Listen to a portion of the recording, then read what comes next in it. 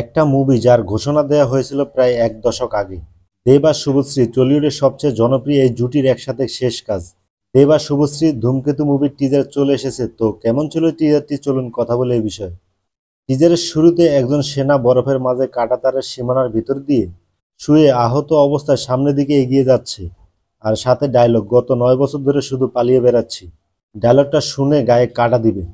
এখানে একটা suspense create করে, সেই সাসপেন্সটা হলো কেন সে পালিয়ে বেড়াচ্ছে।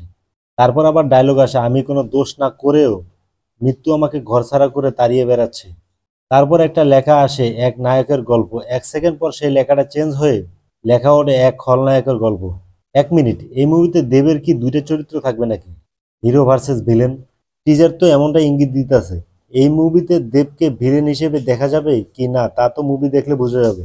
টিজার দেখে যা বুঝলাম, দেব একজন এক্স আর্মি, তার জীবনে এমন কিছু ঘটেছে যে সে আর মৃত্যুকে ভয় পায় না। এই সিনটা দেখে আমার মাথা পুরো নষ্ট হয়ে গেছে। এই পাহাড়ের সিনটা দেখে সালমান খানের টাইগার জিন্দা হে, এই মুভির সালমান খানের এন্টি সিনটার মতো ভাইব দিতেছে। ওহো ভাই, এটা কে? দেবের এই লুকের জন্য আমি একটু প্রস্তুত ছিলাম না। পুরাই অস্থির একটা লুক। এই লুকটা দেখে আমার এখন খুব আফসোস হইতেছে, এই মুভিটা দেব আরো আগে কেন রিলিজ করলো না। কারণ কিছুদিন আগে শাকিব খান প্রিয়তম মুভিতে অস্থেটিক মেকআপ দিয়ে একটা লুক এনে পুরো ঝড় তুলে দিয়েছিল। দেব যদি এই মুভিটা আরো আগে রিলিজ করতো তাহলে একবার চিন্তা করে দেখেন তার এই লুকটা কতটা হাইপ ক্রিয়েট করতে পারতো। আমার মনে হয় না এই লুকটা সেইভাবে হাইপ ক্রিয়েট করতে পারবে এই মুভির। কারণ এই মুভির হাইপ নাই বললেই চলে। তবে যদি দর্শক পছন্দ করে তাহলে কিন্তু এই মুভিটা ব্লকবাস্টার হয়ে যাবে, কেউ ঠেকাতে পারবে না। টিজারে মোট 3টা ডায়লগ আছে, তবে ডায়লগগুলো আপনাকে ভাবতে বাধ্য করবে। টিজারে আহামরি তেমন কিছুই ছিল না।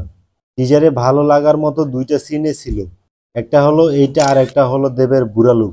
ওভারঅল টিজার দেখে যেটা বুঝলাম, ধূমকেতু এই মুভিটা একটি অভিনব গল্প, যেখানে একজন মানুষ সময়ের হাত ধরে কিভাবে বদলে যায় এই বিষয়টা তুলে ধরা হয়েছে এই মুভিতে। দেব একটা 82 বছরের বৃদ্ধ চরিত্রে অভিনয় করেছেন, যা তার ক্যারিয়ারের অন্যতম চ্যালেঞ্জিং ভূমিকা।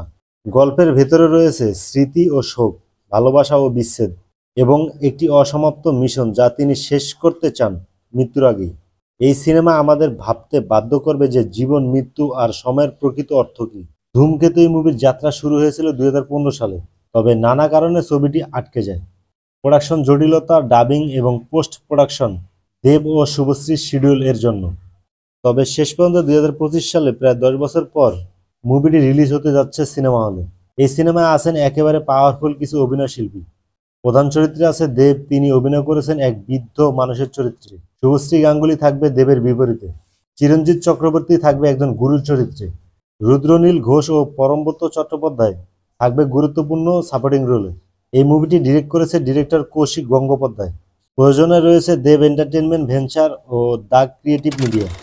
এই মুভিটি রিলিজ হবে 14 আগস্ট 2025-এ। সঙ্গীত পরিচালনায় রয়েছে অনুপম রায়।